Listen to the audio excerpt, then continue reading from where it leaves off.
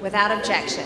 Speaker, as we all know, the House has already voted to address the debt ceiling.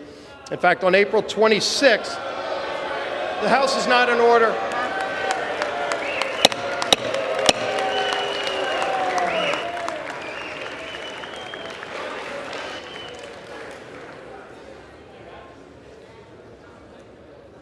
Madam Speaker, on April 26th, this House passed the Limit, Save, and Grow Act.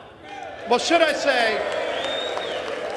say some of this House, but a majority of this House passed a bill to address not only the debt ceiling, but also the spending problem in Washington that has brought us to this point.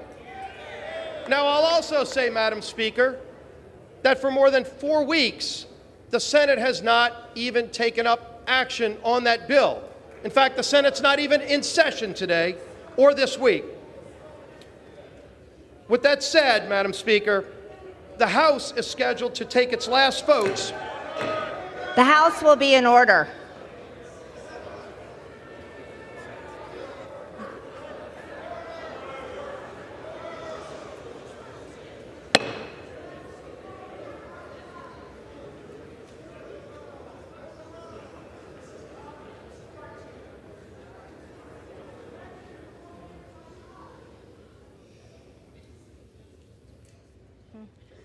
The gentleman is recognized. Thank you, Madam Speaker. Following tomorrow's votes, if some new agreement is reached between President Biden and Speaker McCarthy, members will receive 24 hours notice in the event we need to return to Washington for any additional votes either over the weekend or next week. Additionally, we will allow all members to have 72 hours to review any such legislative text that may come before us relating to the debt ceiling before final passage of that bill.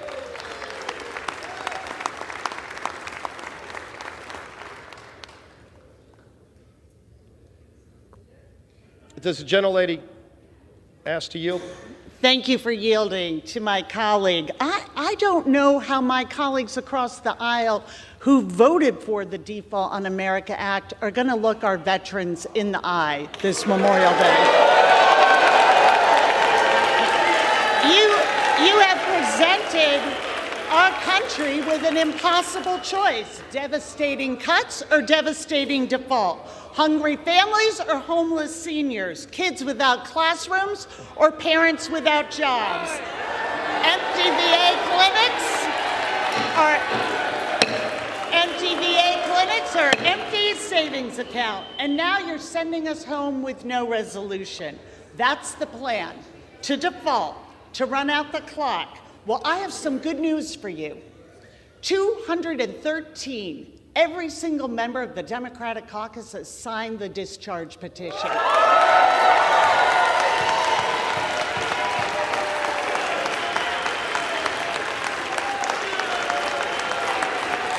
So before you go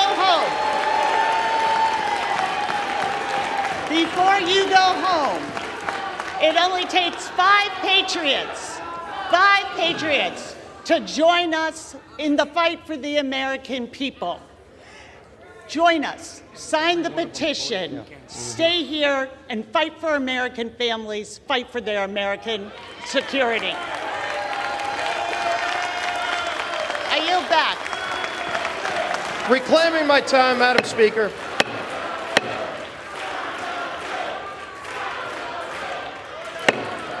The House will be in order. The gentleman from Louisiana is recognized. Thank you, Madam Speaker. Maybe my colleagues on the other side are having buyer's remorse, or should I say voters' remorse, that every single one of them voted against addressing the debt ceiling over a month ago when we brought that bill to the floor. Now, Madam Speaker, there is a remedy. If anyone in this chamber, including my friends on the other side, would like to see this problem addressed, they should go over to the Senate side, or frankly, There's no one there. They should get on the phone and call the Democrat senators who run the Senate and chose to be out this whole week because they took this so seriously, or call the White House and ask the president why he took 97 days off after the first meeting with Speaker McCarthy when the Speaker was ready to negotiate. We're still here. We have done our job.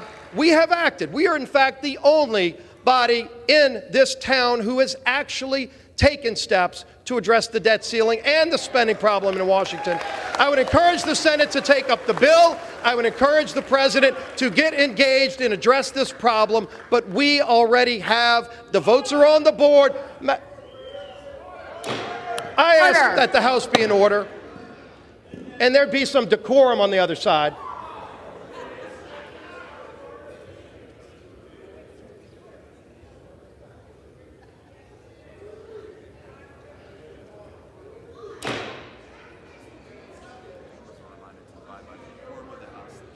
The members are reminded to abide by decorum of the House.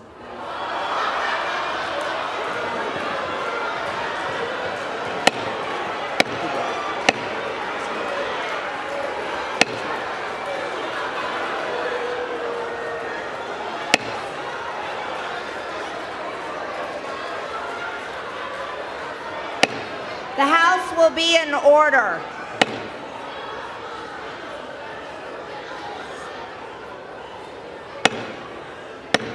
The House will be in order. The gentleman from Louisiana is recognized. Thank you, Madam Speaker. And while some in this town might be interested in theatrics, House Republicans took action. We passed a bill to address the problem. It's time for my friends on the other side to start doing their job. Call the Senate back in to take up the bill. If they don't like it, they can amend it. That is part of the legislative process. Let's get our jobs done. We've done ours. They need to do theirs. With that, Madam Chair, I yield back.